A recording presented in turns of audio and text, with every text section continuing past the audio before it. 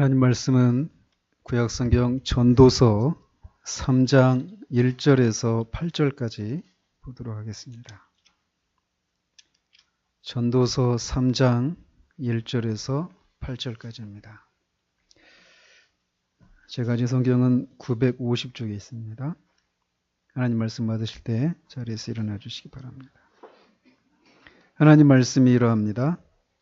범사에 기한이 있고 천하 만사가 다 때가 있나니 날 때가 있고 죽을 때가 있으며 심을 때가 있고 심은 것을 뽑을 때가 있으며 죽일 때가 있고 치료할 때가 있으며 헐 때가 있고 세울 때가 있으며 울 때가 있고 웃을 때가 있으며 슬퍼할 때가 있고 춤출 때가 있으며 돌을 던져버릴 때가 있고 돌을 거둘 때가 있으며 안을 때가 있고 앉는 일을 멀리할 때가 있으며 찾을 때가 있고 잃을 때가 있으며 지킬 때가 있고 버릴 때가 있으며 찢을 때가 있고 꿰맬 때가 있으며 잠잠할 때가 있고 말할 때가 있으며 사랑할 때가 있고 미워할 때가 있으며 전쟁할 때가 있고 평화할 때가 있느니라.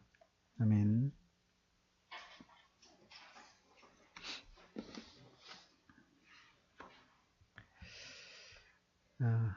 오늘은 추수감사주일입니다.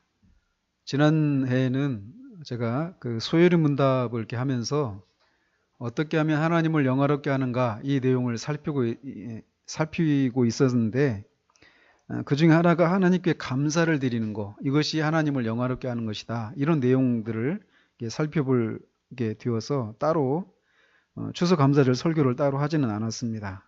그러나 오늘은 소요리 문답 잠시 미루고 추수감사절 설교로 하려고 합니다.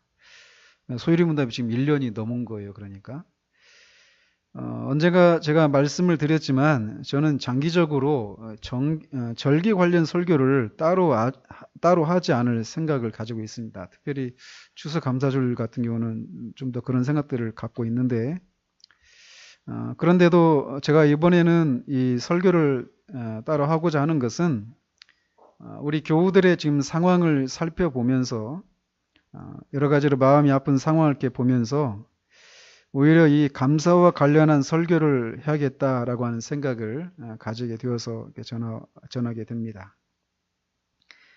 교회에 오시면서 보셨겠지만 한 해 농사가 언제 시작되었나 싶은데 이미 들녘엔 추수가 거의 이렇게 끝나가는 것을 봅니다.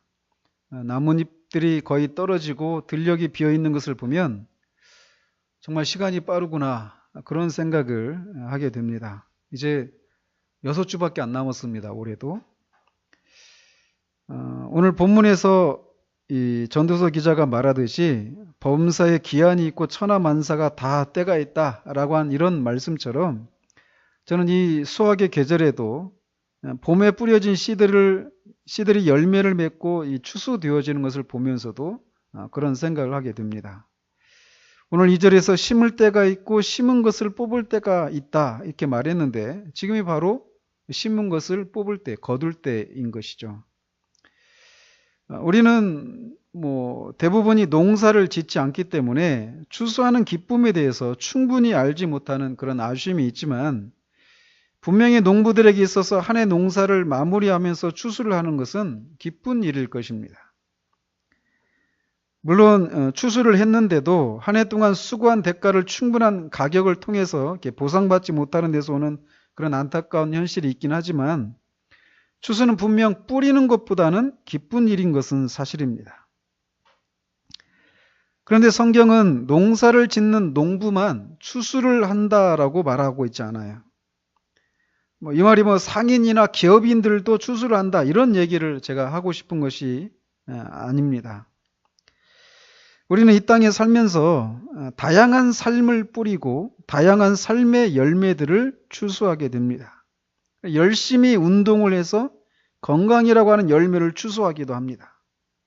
열심히 공부해서 원하는 학교라고 하는 열매를 추수하기도 하고 열심히 일해서 돈이나 성공이라고 하는 열매를 추수하기도 합니다. 또는 열심히 복음의 씨앗을 뿌려서 영혼 구원이라고 하는 열매를 거두기도 합니다. 이런 식으로 우리는 다양한 것들을 뿌리고 다양한 열매들을 추수합니다. 그런데 세상을 창조하신 하나님께서 세우신 이치는 열매를 거두되 뿌린 대로, 즉 심은 대로 거둔다라고 성경은 말합니다. 이렇게 우리는 다양한 삶의 그 씨들을 이렇게 뿌리고 다양한 삶의 열매들을 우리가 뿌린 대로 또는 심은 대로 거두게 된단 말이죠. 그런데 성경은 사람들만 추수하는 존재가 아니다라고 말하고 있다라는 거예요.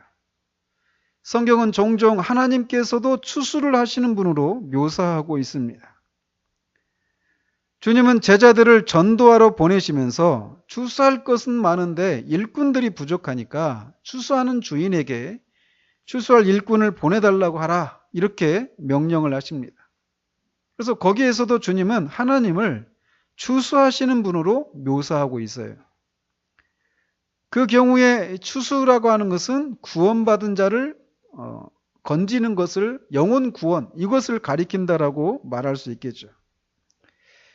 그런데 마태복음 13장의 가라지 비유라고 알려진 그 비유에서 보면 주님이 이 세상 끝날에 대대적인 추수가 있는데 추수 때 알곡만, 즉 구원받은 자들만 거두어 드리는 것이 아니라 알곡과 함께 있었던 가라지도 거두어 드린다라고 말하고 있다는 거예요. 즉 앞에 그 마태복음 9장에서는 영혼을 구원하는 것과 관련해서 추수하는 일꾼이다, 이렇게 추수의 주인이다 이렇게 말씀하셨다면 13장에서는 추수하시는데 영혼 구원받은 자들만 거두시는 이런 의미에서의 추수만 하시는 것이 아니라 구원받지 못한 자들까지도 추수하신다라는 거예요. 그래서 농부들이 추수 때 알곡만 거두어서 창고에 드리고 또 가라지는 단으로 묶어서 불에 집어넣어서 불사르는 것처럼 마지막 때에는 구원받을 자와 구원받지 못한 자를 구별해서 각각에게 영원한 복과 영원한 형벌이라고 하는 이런 추수를 하신다라고 성경이 얘기하고 있다는 겁니다.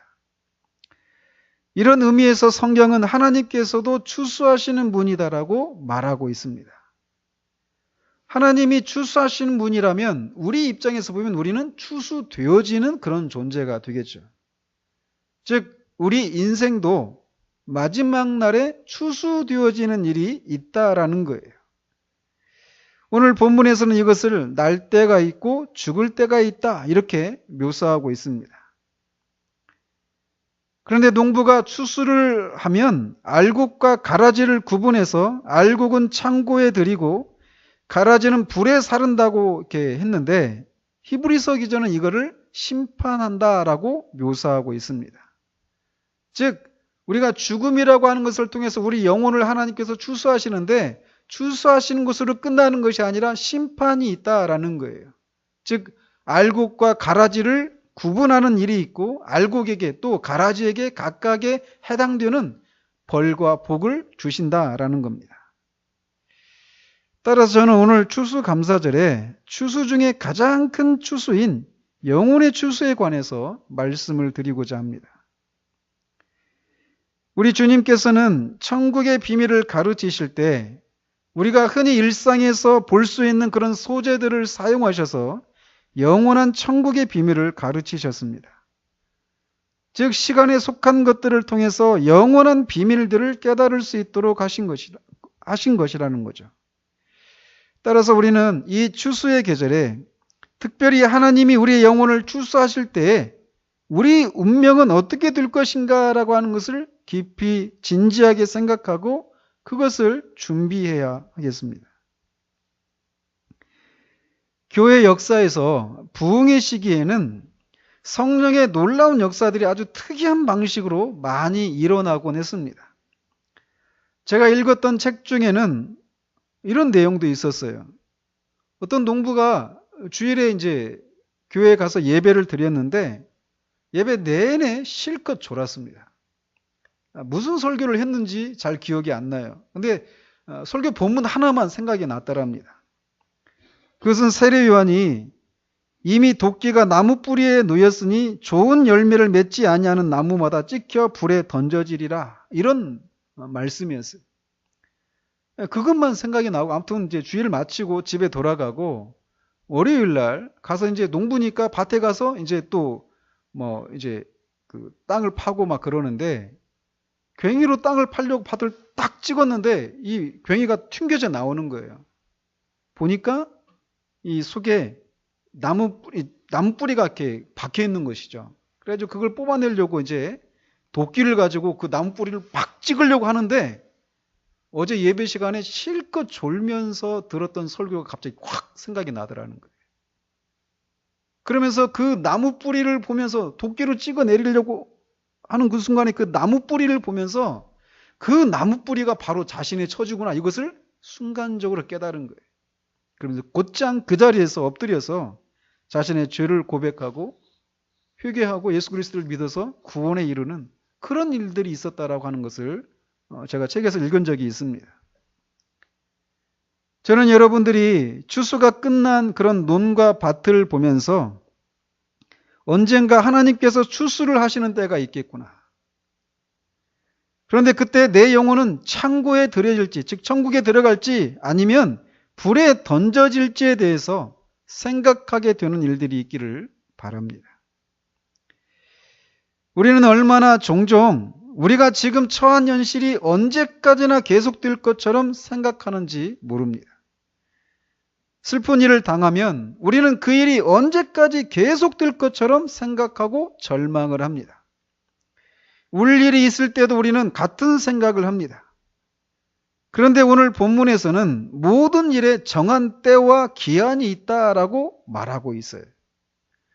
즉 모든 상황이 언제까지나 계속해서 지속되는 것은 아니다라고 말하고 있다라는 것이죠. 그 본문에 보시면 날 때가 있고 죽을 때가 있다라고 말합니다. 너무나 명백하죠. 심을 때가 있고 심은 것을 뽑을 때가 있어요. 늘 심기만 하는 것은 아닙니다. 또 죽일 때가 있고 치료할 때가 있어요. 헐 때가 있고 세울 때가 있고 울 때가 있는가 하면 웃을 때도 있습니다. 반대도 마찬가지죠. 웃을 때가 있으면 울 때도 있는 것이죠. 슬퍼할 때가 있고 춤출 때가 있습니다. 돌을 던져버릴 때가 있고 돌을 거둘 때가 있습니다. 이 말은 무슨 말이냐면 이 당시 이 이스라엘 그 근동에 전쟁이 일어나면 막 그 적국에 들어가 가지고 이제 공격하고 그러잖아요. 그러면은 막 돌들을 그 적국의 그 막 논이나 밭 이런 데다가 돌을 막 던져 넣는 거예요. 그러면 밭작물이나 밭이 완전히 망하겠죠. 망치겠죠. 근데 그렇게 돌을 던지는 게 바로 그런 거예요. 그런 일이 있는가 하면 항상 전쟁만 합니까? 당하기만 합니까? 아니란 말이에요. 그 돌을 거둘 때도 있어요. 그런 의미로 말하는 겁니다. 또 안을 때가 있고 않는 일을 멀리 할 때가 있고 찾을 때가 있고 잃을 때가 있습니다. 지킬 때가 있고 버릴 때가 있어요. 찢을 때가 있고 꿰맬 때가 있습니다. 찢을 때가 있고 꿰맬 때 이건 무슨 말이냐면 이스라엘 백성들이 하나님 앞에서 자신의 죄를 이렇게 회개할 때 흔히 이렇게 하는 행동이 무엇이냐면 자신의 옷을 찢고 머리에 죄를 뒤집어 쓰는 겁니다. 그러니까 옷을 찢는다는 얘기는 바로 그런 거예요. 회개하고 막 자신의 죄를 통해 자복하는, 슬퍼하며 그런 때도 있지만 그 찢어진 옷을 꿰맬 때도 있다라는 것이죠. 또 잠잠할 때가 있고 말할 때가 있고 사랑할 때가 있고 미워할 때가 있고 전쟁할 때가 있고 평화할 때가 있다라고 말합니다.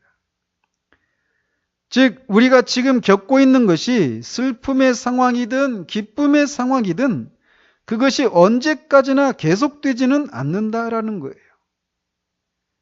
이것은 한 치 앞을 내다볼 수 없는 우리 인생에게 위로가 되는 말씀이기도 하면서 때로는 우리를 경계해주는 말씀이기도 합니다.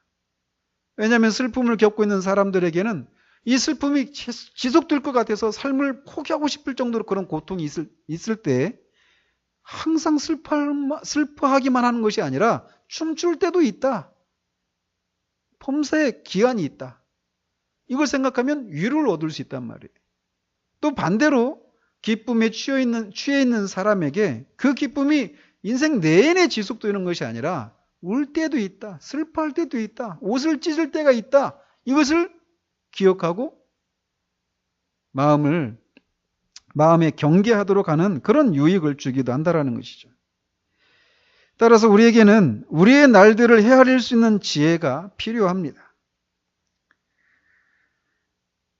그런데 방금 말씀드린 대로 우리가 지금 직면하고 있는 일이 언제까지나 계속될 것처럼 느껴지는 것은 우리의 인생 그 자체를 바라보는 시각에 있어서도 마찬가지입니다.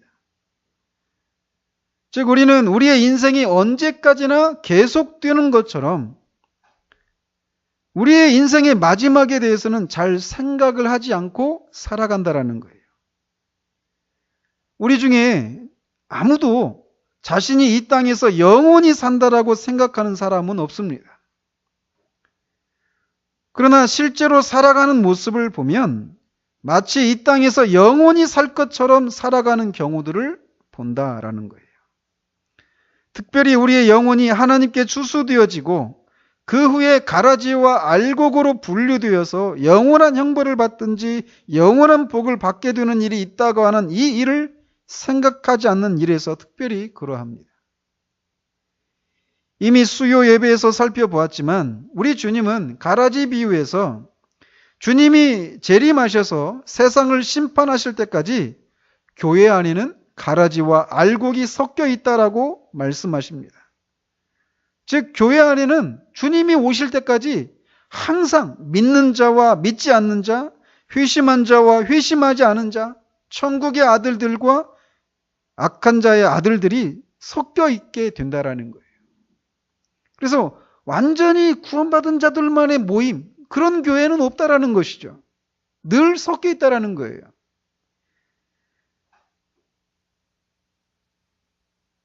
즉 지난주에 우리가 살펴본 그 믿음에 대해서 우리가 살펴보았던 것처럼 주님이 오시기 전까지 교회 안에는 역사적인 믿음 또는 이적적인 믿음, 일시적인 믿음을 가진 사람들, 즉 구원받지 못한 사람들이죠.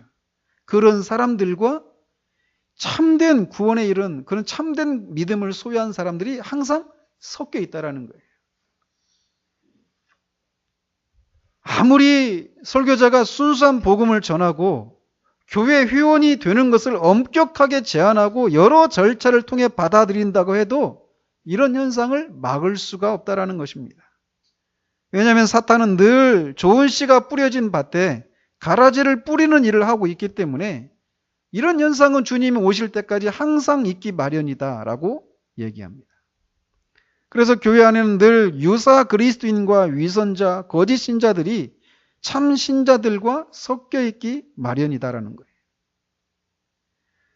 그러나 주님이 심판주로 오시기 전까지는 그들이 함께 섞여 있지만 이 세상 끝날에 주님이 오시면 교회 안에 있었던 사람들로부터 두 무리로 나뉘어지는 일들이 있게 됩니다. 그리고 그 일을 하는 존재는 천사들인데 천사들이 추수꾼들로 그 일을 하는데 이렇게 가라지와 알곡을 분류하는 이 일에 참신자와 거짓신자를 분류하는 이 일에 그들은 결코 실패하지 않습니다. 그들은 정확히 누가 알곡인지 가라지인지 판단하고 그들이 있어야 할 곳에 그들을 두게 될 것입니다. 이 땅에서는 알곡인지 가라지인지 잘 구분이 안 되지만 그때 그 마지막 추수 때에는 알곡과 가라지가 확연하게 구분이 되어서 그 전에 같이 있었던 사람들 사이에 영원한 분리가 일어나고 그들의 처지 또한 정반대에 처하게 된다라고 주님이 말씀하십니다. 저는 구원에 이르지 못한 사람들이 당하게 될 운명을 생각하면 마음에 큰 고통과 두려움이 있습니다. 그 고통을 우리가 어떻게 상상할 수 있을까요? 그런데 분명한 것은 교회 안에 유사 그리스도인과 참 신자가 섞여 있다. 그리고 마지막 날에 영원한 분리가 일어나고 각각의 운명은 정반대가 된다. 이런 말씀을 아무리 근실하게 전해도 마지막 때까지 이런 일들이 항상 있게 된다는 거예요. 저는 정말 우리 교회 안에서 우리가 만났던 사람들 중에 아무도 가라지로 분류되어지는 그런 일들이 일어나지 않기를 바랍니다. 아무도 단으로 묶여지는 일이 없기를 바란다라는 거예요. 우리가 오후 예배 때 상한 심령으로 서라라고 하는 그런 시리즈를 말씀을 듣고 있지만 저는 여러분들 중에 아직 회심하지 못한 분들이 자신의 영혼의 문제에 대해서 진지한 성찰이 있기를 바랍니다. 우리는 한 치 앞도 내다볼 수 없는 한계를 지닌 사람들입니다.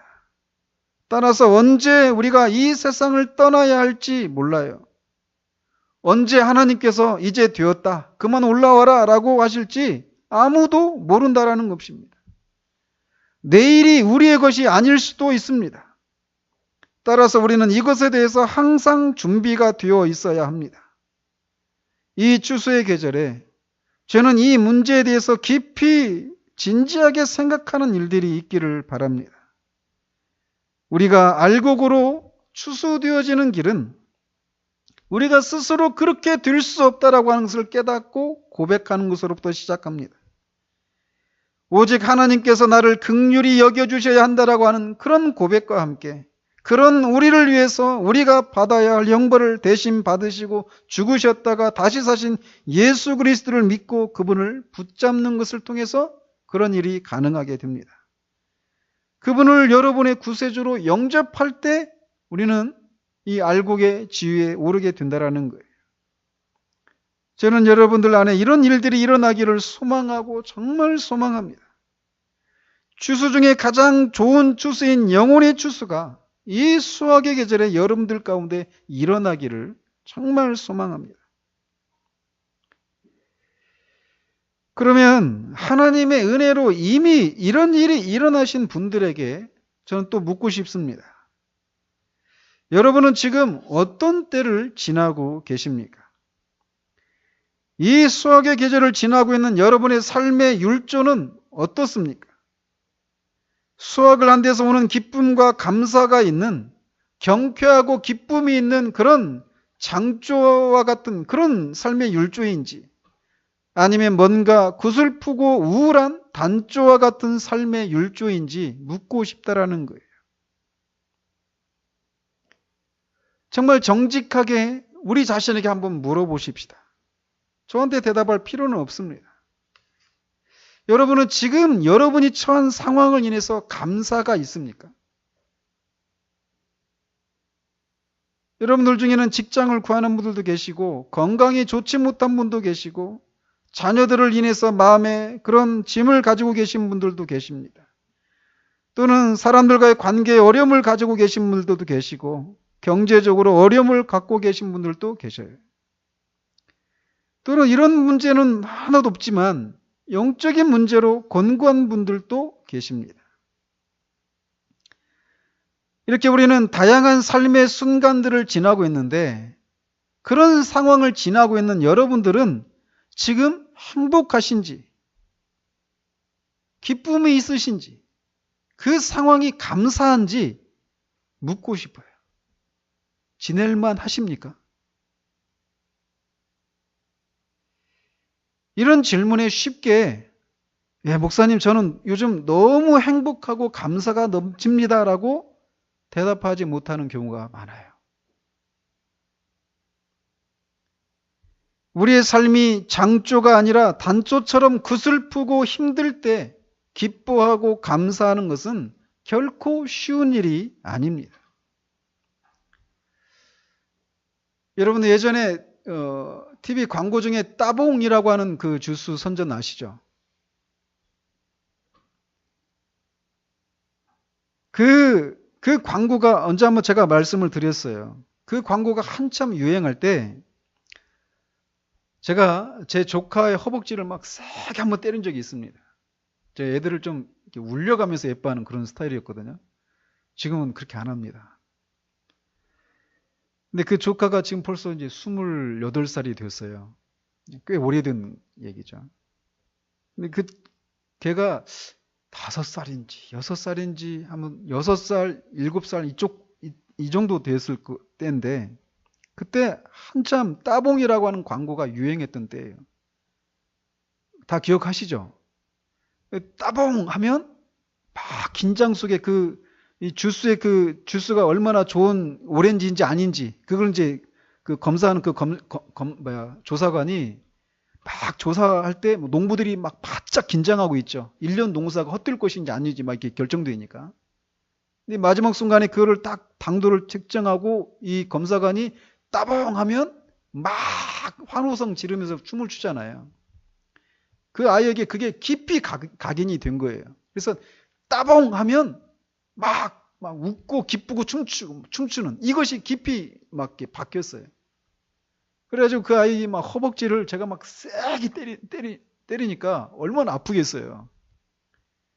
근데 막 가지고 막 울려고 하면 제가 그 앞에서 따봉 막 그랬다고요. 그럼 얘가 아프잖아요. 아픈데 울지를 못하는 거예요. 왜? 따봉 하면 막 기뻐하고 춤을 춰야 되는 이게 막 깊이 바뀌어가지고. 아주 따봉 하면은 얘가 울면서 따봉 하면서 울지를 못하는 거예요. 저는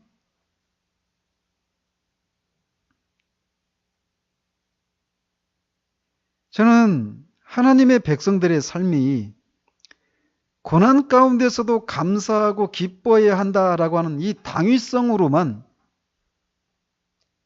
우리의 삶의 율조가 단조에서 장조로 곧장 조옮김이 되는 것이 아니다라고 하는 것을 정말 살아가면 살아갈수록 더 깊이 경험하게 됩니다. 즉, 해야만 하기 때문에 억지로 자아내는 감사와 기쁨은 성경에서 말하는 진정한 감사와 기쁨이 아니다라는 거예요.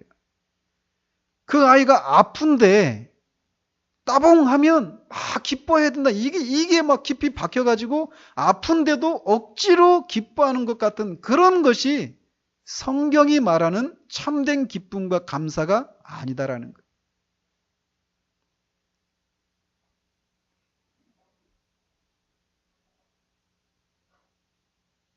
그렇다고 해서 우리의 삶에 아무런 어려움이 없이 모든 것이 잘 되어갈 때만 감사할 수 있고 기뻐할 수 있는 것도 성경이 말하는 감사와 기쁨이 아닙니다.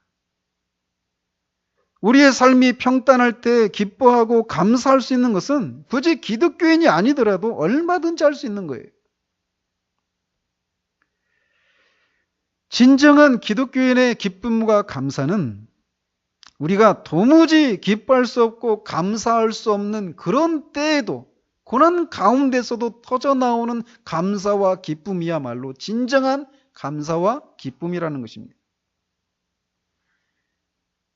언젠가 제가 감옥 속에서도라고 하는 제목으로 다른 교회에서 있을 때 이렇게 말씀을 전한 적이 있는데 사도 바울은 감옥 속에서도 낙심하거나 절망하지 않고 기뻐합니다. 그런 그에게는 그럴 수 있는 이유와 근거들이 있었어요.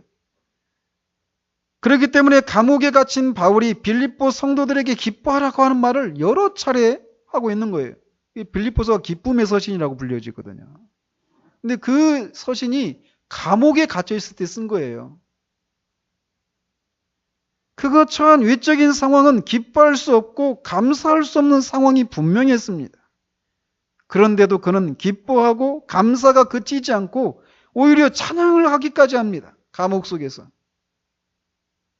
그가 우리와 다른 어떤 외계에서 온 존재가 아니에요. 그도 우리와 똑같은 존재입니다. 아프면 아프고 외로우면 외롭고 슬프면 슬퍼요. 우리와 똑같은 성정을 가진 사람입니다. 그런데 겉으로 드러난 그의 삶은 분명 단조인데 장조를 지나고 있는 것처럼 살아가고 있어요. 그에게는 그런 삶의 비밀이 있었던 것입니다. 여러분이 인생에서 고난을 겪을 때 가장 힘든 것이 무엇이라고 생각하십니까? 물론 지금 여러분이 겪고 있는 그 고난 자체가 주는 고통, 이것이 힘든 것은 사실이죠. 그런데 그것보다 더 힘든 것은 그 고통을 혼자서 당해내야만 한다라고 할 때 그 고통이 더 가중됩니다. 아무도 자신의 처지를 알아주지 않고 혼자서 그 고통을 감수해야 한다고 생각할 때 우리는 그 고통에 더 가중되고 외로움이 밀려옵니다. 더군다나 아무도 도와주는 사람이 없는 것은 물론이거니와 심지어 하나님마저도 자신의 처지를 헤아려 주시지 않는다라고 하는 생각이 밀려올 때는 더욱더 외롭고 고통이 배가 됩니다. 세상에 자신만이 홀로 있다고 생각될 때, 그리고 이 상황이 언제까지라도 계속될 것 같다라고 하는 그런 생각이 밀려올 때, 그 밀려오는 외로움은 수많은 사람들을 극단적인 선택을 하는 대로 몰아가기도 하는 무서운 질병입니다. 그러나 우리가 알다시피 우리가 그렇게 느껴지는 때에도 하나님은 우리를 홀로 내버려 두시거나 우리가 자초한 일에 대해서 우리가 혼자서 당하도록 냉정하게 떨어져 계시지 않습니다. 우리는 그것을 무엇으로 알 수 있습니까? 먼저는 성경이 우리에게 말해주고 있기 때문에 그렇습니다. 성경은 그런 얘기로 시작이 되어져요. 아담이 하나님이 금하신 선악을 알게 하는 나무의 열매를 따먹었을 때 그가 즉각적으로 하나님의 낯을 피하고 무화과 나무 잎으로 치마를 입어서 동산 숲 속에 숨어 들었습니다. 아무도 그에게 죄를 지으면 죄책감이 밀려오고 하나님을 향한 두려움이 몰려온다, 이런 얘기를 해준 사람이 아무도 없어요. 왜? 그가 최초의 인간이었기 때문에. 그런데 그는 죄를 짓고 나니까 곧장 그런 죄책에 대한 두려움에 사로잡힙니다. 하나님을 피해서 도망갑니다.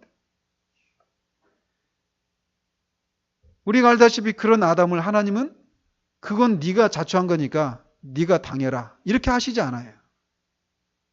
하나님은 아담에게 찾아오십니다. 아담아, 네가 어디 있느냐? 그에게 찾아오셔서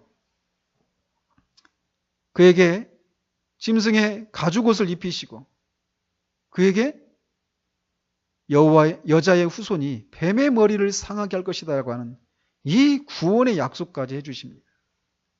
이런 분이 바로 하나님이시에요. 즉 하나님은 당신의 백성들이 겪는 그 고난을 그냥 그건 네가 잘못해서 겪는 거니까 네가 당해라, 이렇게 하시지 않는 분이시라는 거예요. 성경은 이런 얘기로 가득합니다.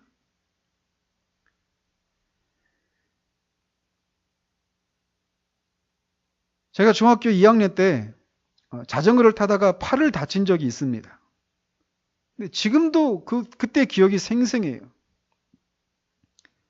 81년도 10월 9일 한글날 다쳤거든요. 근데 자전거 타다가 딱 넘어졌는데 이 팔을 딱 짚는 순간 이 안에 있는 그 연골이 이렇게 빠져가지고 팔이 밖으로 굽었어요. 안으로 굽는 게 아니라.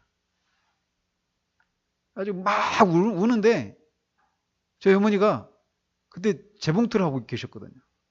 막 제가 우니까 막 맨발로 뛰어나오시더라고요. 지금은 한 발짝도 뛰지 못하셔요. 근데 자식이 그렇게 고통을 당할 때 맨발로 막 뛰어오는 거, 이게 부모거든요. 인간도 그런데 하물며 모든 선과 자비와 긍휼의 원천이신 하나님은 얼마나 더하시겠는가라는 겁니다. 우리는 그런 하나님에 대한 이야기를 성경에서 수도 없이 찾아볼 수 있습니다. 하나님이 그런 분이시라고 하는 것을 가장 극명하게 보여주는 것이 있다면 여기에 있는 이 성찬식이 상징하고 있는 사건입니다. 즉 그의 독생하신 아들을 우리를 위해서 우리 대신 십자가에서 그의 몸을 찢으시고 그의 피를 흘려 죽게 하심으로 그를 믿는 자마다 영생을 얻게 하시는 십자가의 사건이야말로 우리가 자초한 잘못에 대해서 우리가 담당하도록 하시면서 멀리 계시는 그런 하나님이 아니시다라고 하는 것을 가장 극명하게 드러내는 사건이라고 할 수 있다는 겁니다. 그러므로 우리가 살다가 우리가 홀로 우리의 짐을 지고 그 짐에 눌려서 고통을 받을 때마다 찾아오는 우리가 철저히 혼자구나라고 하는 외로움을 우리는 믿음으로 물리쳐야 합니다. 설사 그 고통이 우리의 잘못으로 인해서 우리가 자초한 일이라 할지라도 그런 때라도 하나님은 우리를 그건 네가 당해라. 네가 잘못한 거니까 이런 분이 아니시다라고 하는 것을 십자가 사건을 통해서 우리는 믿음으로 붙들어야 돼요. 그런 생각을 결코 용납하지 못합니다. 십자가는. 그러므로 우리가 그런 고통 가운데 밀려오는 그런 외로움들을 믿음으로 인내해야 돼요. 하나님이 그런 분이시니까. 그리고 우리 앞에 살았던 수많은 믿음의 사람들이 다 우리와 같은 그런 상황 가운데서 이런 믿음으로 그런 것들을 이겨내고 살았던 것이죠. 그런데 종종 우리는 그런 믿음을 발휘하는 것으로 위로가 되지 않고 충분하지 않은 경험을 하곤 한다라는 것이에요. 하나님의 성품을 기억하고 말씀을 붙들고 믿음으로 인내하려고 하지만 그것이 쉽지 않은 때를 만납니다. 주님이 변화산에 올라가셨을 때 산 아래에서는 남아있던 제자들이 귀신 들린 아이에게서 귀신을 쫓아내려고 했지만 실패하고 말았습니다. 그리고 주님이 내려오셔서 그 아이에게서 귀신을 쫓아내셨어요. 그래서 제자들이 묻죠. 왜 우리는 그것이 불가능했는데 어떻게 주님은 그것이 가능합니까? 이렇게 묻자 주님이 대답하시죠. 이런 이유는 기도와 어떤 번역본에는 이 기도와 금식 이후에 이런 이유가 나가지 않는다. 이렇게 대답을 하십니다. 즉 평상시에는 가능한 것이 비상시에는 통하지 않는 경우가 있다라는 거예요.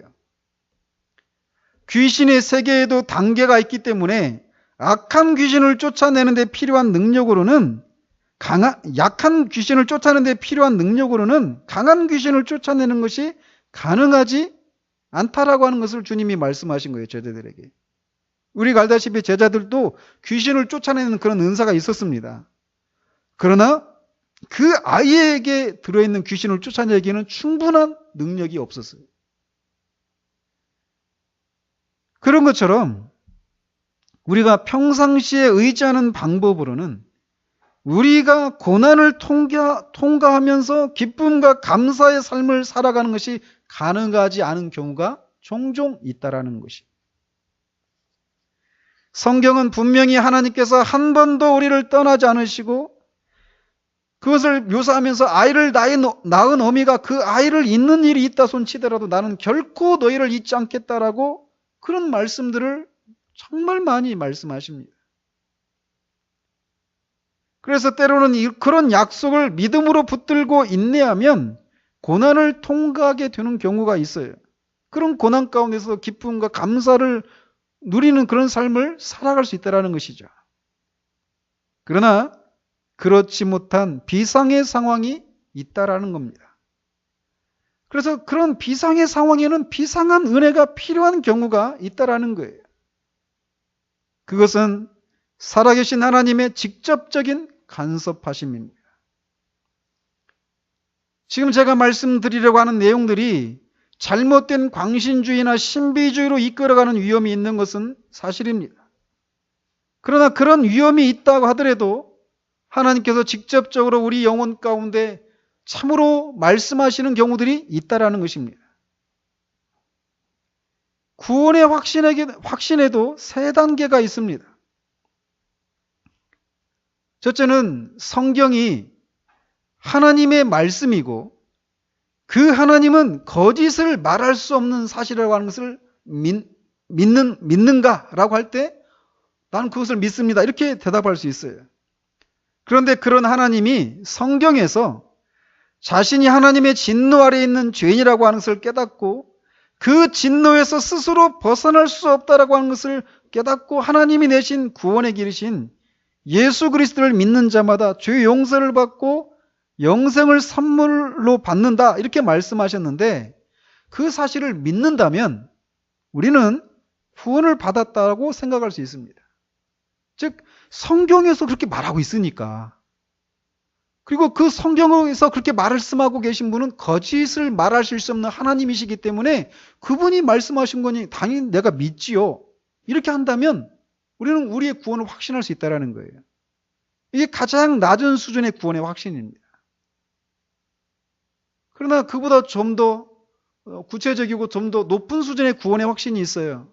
뭐냐면 성경에서 똑같이 구원받은 자들에게 나타나는 삶의 이런저런 열매들이 있다. 그 열매들을 확인해보고 그것이 나한테도 있구나, 이런 것을 확인하는 것을 통해서 내가 구원에 이르렀구나 하는 것을 확신할 수 있습니다. 이게 두 번째 단계예요. 그러나 가장 높은 단계의 구원의 확신이 있어요.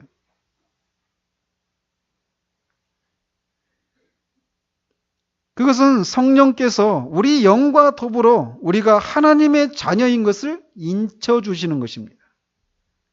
그것을 성령의 인침 또는 성령의 세례라고 부릅니다. 이것은 그리스도인이 이 땅에서 누리는 가장 복된 경험입니다.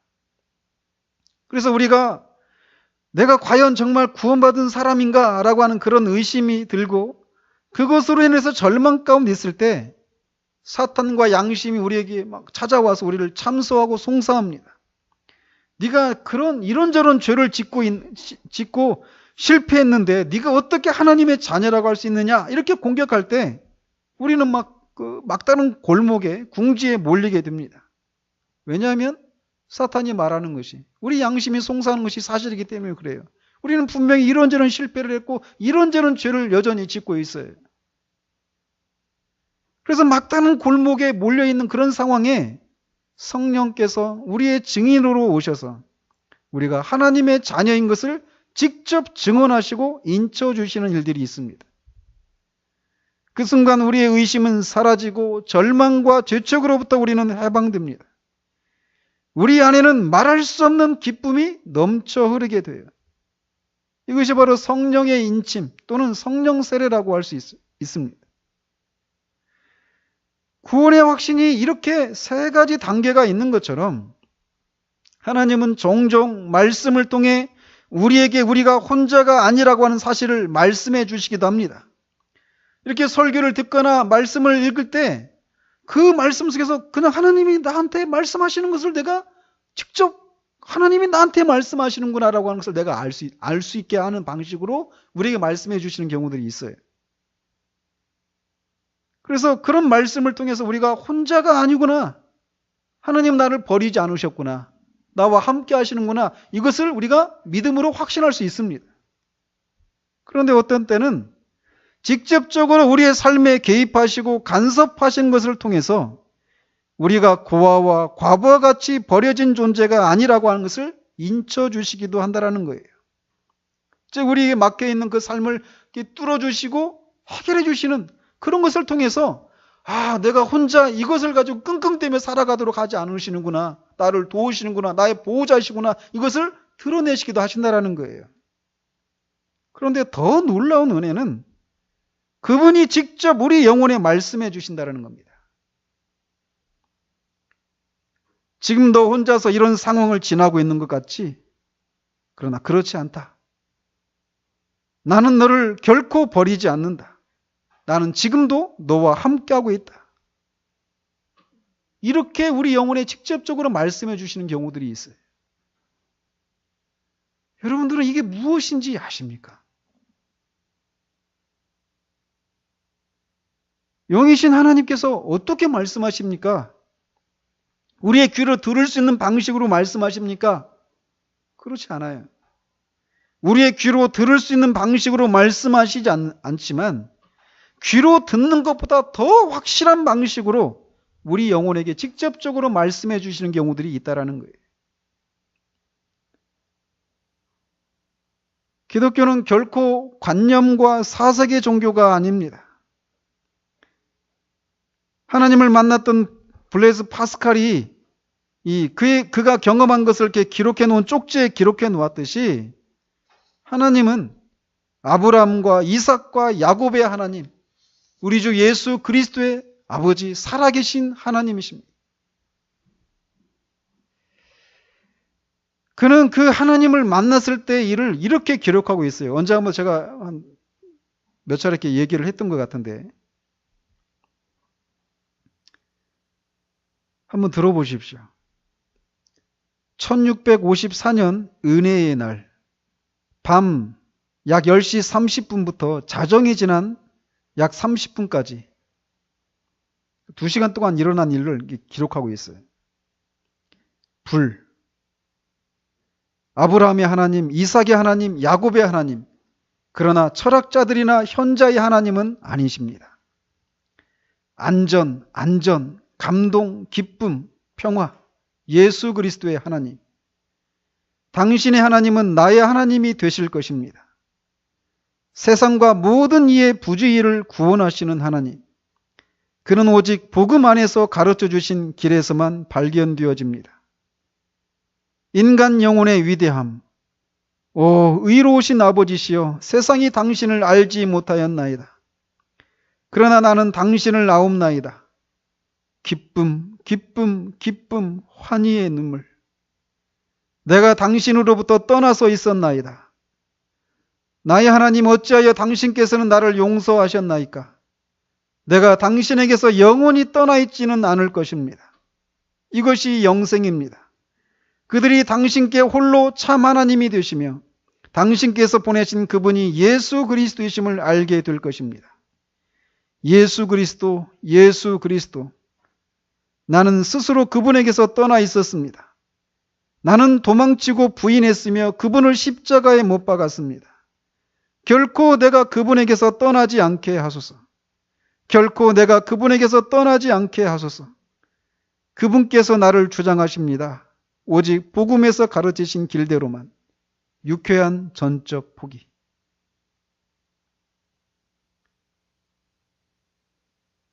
수학의 천재였던 파스칼이 기록을 보면 어마어마한 천재였습니다. 그가 이른 나이에 성공을 하고 방황을 했어요. 방탕을 했습니다. 그러다가 이 은혜를 경험해요.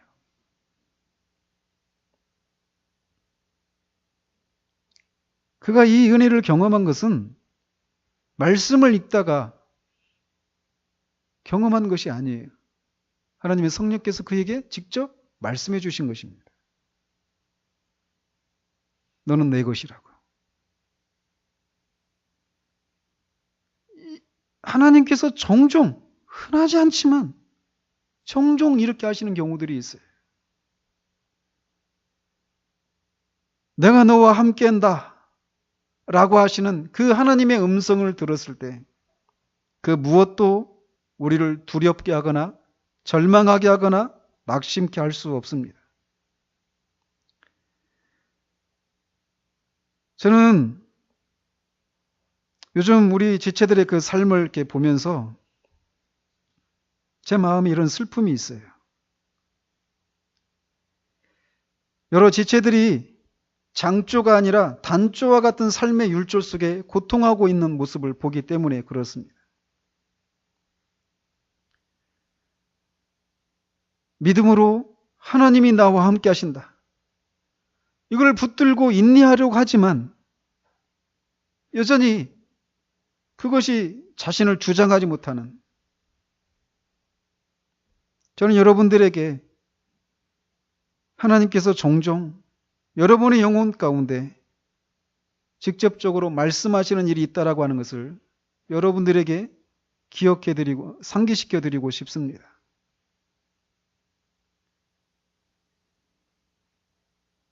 하나님은 거의 대부분 마음이 상한 자가 하나님의 긍휼과 인자를 바라며 그렇게 하나님의 마음을 바라볼 때 하나님은 그들에게 하나님의 마음을 빼앗기고 맙니다. 하나님은 그들에게 말씀하십니다.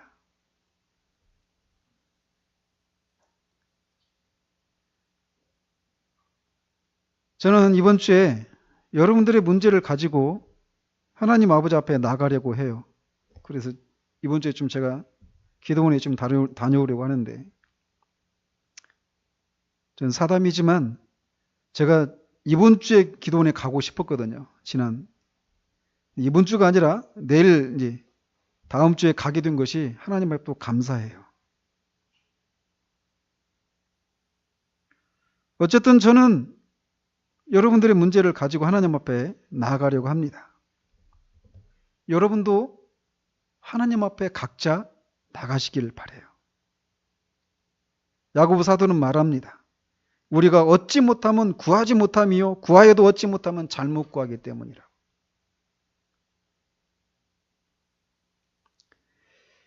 정직하게 우리가 지나고 있는 삶을 보면서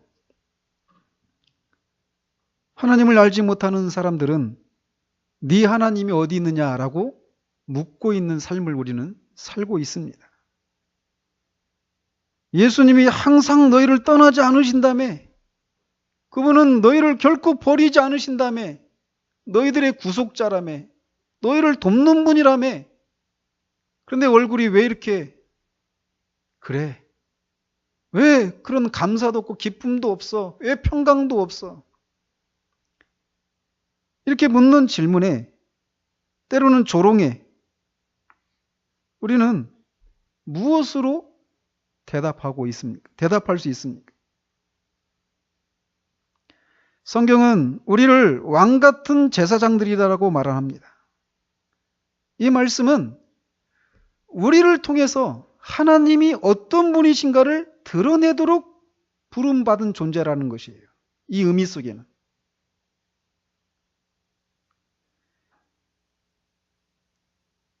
따라서 정말 네 하나님이 어디 있느냐라고 물어보는 그 상황을 우리가 지나고 있고, 그래서 우리의 그 단조와 같은 그런 삶의 율조 속에 우리가 이렇게 그 삶을 살아가고 있는 동안 기쁨과 감사함으로 정말 하나님이 우리와 함께 하신다라고 하는 것을 드러내지 못하고 있는 그런 상황 가운데 있다라면, 우리는 우리가 왕 같은 제사장이라고 하는 이 사실을 기억시켜 드리면서 하나님 앞에 구해야 돼요.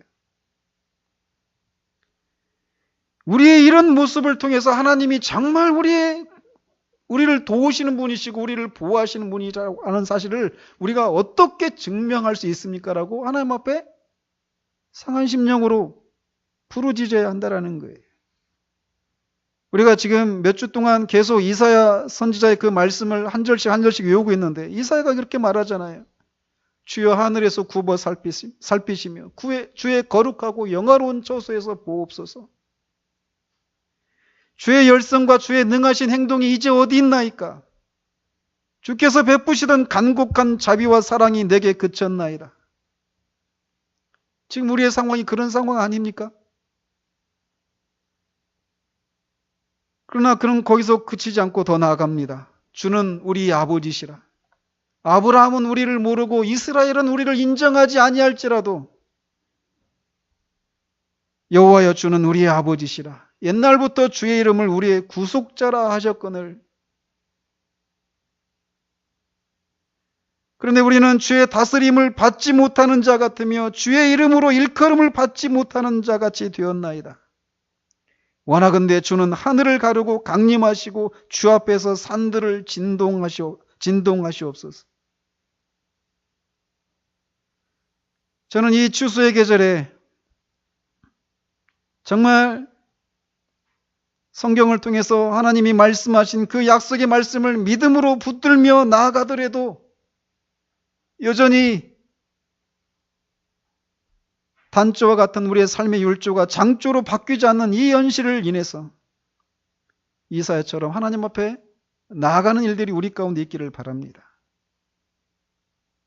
정말 그래서 하나님이 우리의 삶이 비록 고난이라고 하는 이 현실이 전혀 바뀌지 않는 그런 상황 가운데 있더라도 그 고난이 우리 안에서 진정한 기쁨과 감사를 빼앗아가지 못하는 그런 것을 통해서 하나님이 정말 우리의 구속자이심을 우리의 삶을 통해서 드러내는 일들이 있기를 위해서 하나님 아버지 앞에 나아가는 일들이 우리 가운데 있기를 소망합니다.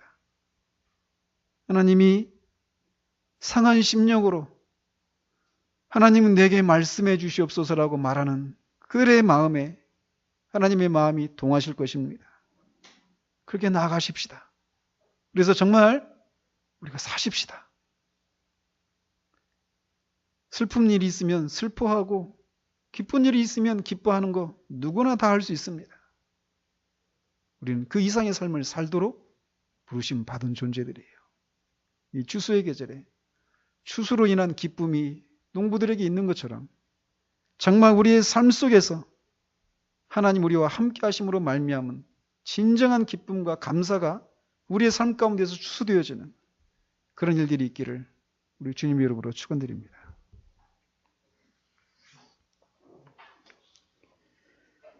하나님 아버지,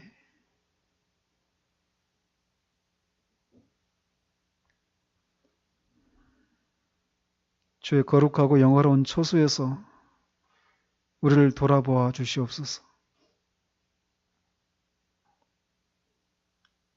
우리 지체들이 주님의 다스리심을 받고 있지 못한 것 같은 그런 현실을 주님 돌아보아 주시옵소서. 슬픔이 우리를 삼키지 못하도록 주님 우리를 돌아보아 주시옵소서. 비록 우리가 정말 주님 앞에 온전치 못해서 아브라함은 우리를 모른다고 하고 이스라엘은 우리를 인정하지 않는 그런 삶이 우리 가운데 있다 할지라도 그리스도로 말미암아 하나님은 우리의 아버지이시고 우리의 구속자이심을 주님 기억해 주시옵소서. 삶의 단조와 같은 삶의 율조를 지니고 있는 지체들에게 주님 친히 말씀해 주시옵소서. 내가 너와 함께 한다라고, 여전히 너는 나의 것이라고 주님 말씀해 주시옵소서. 그리하시면 우리가 살 수 있나이다. 그 주님을 기대하며 우리 지체들이 주님 앞에 나아갈 수 있도록 주님 도와주시옵소서. 이 추수로 말미암아 기쁨과 감사가 넘쳐야 될 이 시기에 우리 지체들의 삶이 참으로 우울하고 마음에 많은 눌림이 있는 상황들을 주님 내버려 두지 마시고 친히 간섭하셔서 일으켜 주시옵소서. 정말 주님이 우리의 삶 가운데 직접 개입하시고 간섭하셔서 우리를 참으로 우리 안에서 찬양의 영이, 감사와 기쁨의 영이 회복되어 줄 수 있도록 주님 역사해 주시기를 원합니다. 예수 그리스도 이름으로 기도합니다. 아멘.